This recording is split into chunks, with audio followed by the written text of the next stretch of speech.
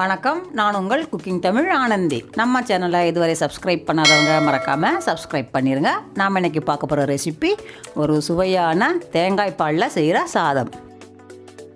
வாங்க, தேவையான பொருட்கள் என்னென்னு பார்த்துடலாம். தேங்காய் பால், வெங்காயம், மிளகாய், இஞ்சி பூண்டு, நெய், புதினா, முந்திரி, பட்டை, கிராம்பு, அன்னாச்சிப்பூ, பிரியாணி இலை. வாங்க ப்ரிப்பேர் பண்ணலாம். ஒரு குக்கரை சூடாக்கி அதில் கொஞ்சமாக நெய் விட்டு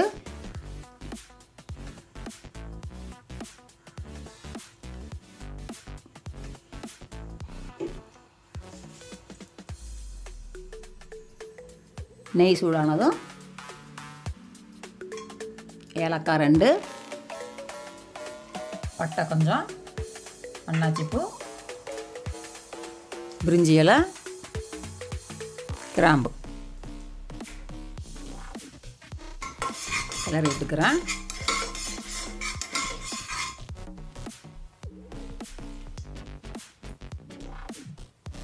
ஒரு பல்லாரியை நீளவாக்கில் கட் பண்ணியிருக்கேன், அதையும் சேர்த்து கிளறி விட்டுக்கிறேன்.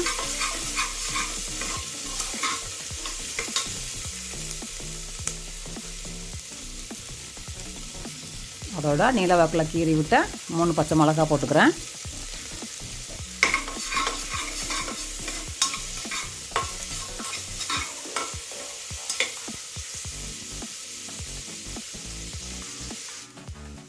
இஞ்சி பூண்டு கொஞ்சமாக போட்டுக்கிறேன்.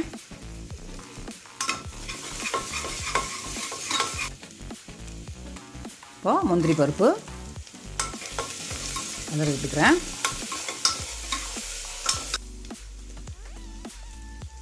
புதினா இலை கொஞ்சம்,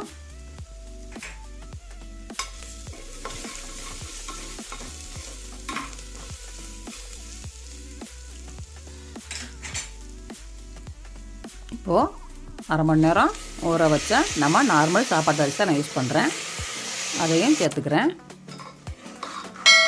இது கொஞ்சம் நேரம் வதக்கிக்கிறேன்.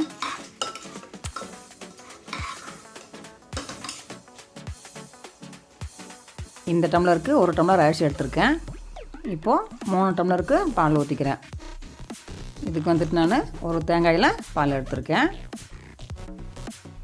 தேங்காய் பால் எடுக்கும்போது நம்ம பச்சை தண்ணியை விட கொஞ்சம் சுடு தண்ணியை ஊற்றி நம்ம பால் எடுத்தால் பால் நல்லா சீக்கிரமாக பிரிஞ்சு வரும். அதோட க்ளீனாக நல்லா வந்துடும்.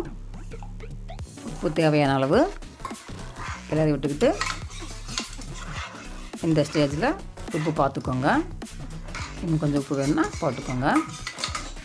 இப்போ மூடி வச்சுட்டு 3 விசிலுக்கு விட்டுருவோம்.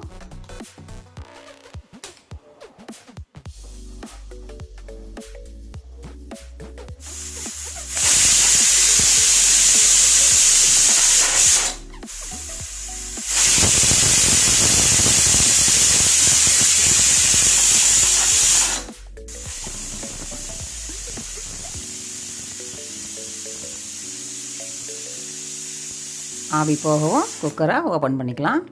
இப்போ பாருங்கள், மூடி ஓப்பன் பண்ண உடனே ஆஹா நல்லா வாசம் வருது.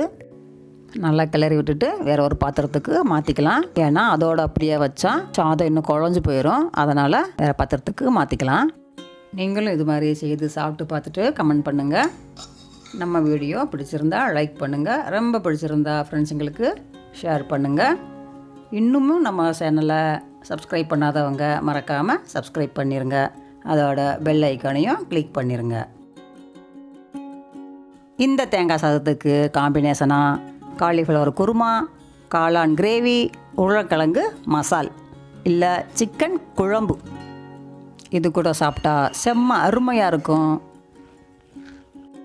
இதெல்லாம் செய்ய முடியலனா இருக்கவே இருக்குது ஒரு உருளைக்கிழங்கு பொரியல், அதை பண்ணி சாப்பிட்டு பாருங்கள். அதோட லெவலே வேறையாக இருக்கும். நாக்கு அதை மறக்கவே மறக்காது. நீங்களும் இந்த காம்பினேஷனில் செய்து கொடுத்து உங்கள் குடும்பத்தில் உள்ளவங்களை அசத்துங்க. மீண்டும் ஒரு அருமையான ரெசிபியுடன் உங்கள் குக்கிங் தமிழ் ஆனந்தி. நன்றி, வணக்கம்.